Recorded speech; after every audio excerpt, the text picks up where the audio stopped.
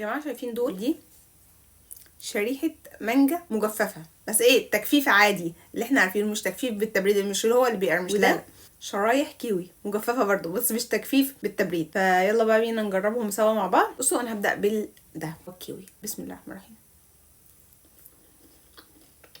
مزازه الكيوي فظيعه. لا المزازه صعبه، ضربت في الدماغ. لا الفواكه المجففه دي حلوه قوي، احلى كمان من المجففه بالتبريد، علشان دي طعم الحاجه باينه بجد، مش مجرد قرمشه وخلاص. الكيوي عجبني قوي. نجرب بقى ريحه المانجا اللذيذه دي. المانجا يعني انا المانجا اللي بالتبريد عجبتنيش خالص. شوف بقى المانجا المجففه. بسم الله الرحمن الرحيم. بصوا شعر المانجا.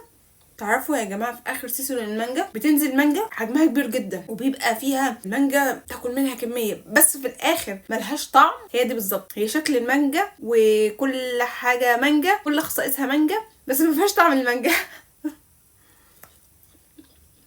يعني هي النكهه بتظهر في الاخر قوي وضعيفه جدا، بس لذيذه بصراحه. لا عجبتني. دي بقى كانت تجربه الفواكه المجففه العاديه خالص، مش الفواكه المجففه بالتبريد. لا بس كده قولوا لي انتوا كمان جربتوا فواكه مجففه قبل كده ولا لا؟ لو جربتوها اكتبوا لي في الكومنتس وقولوا لي جربتوها منين في بورسعيد.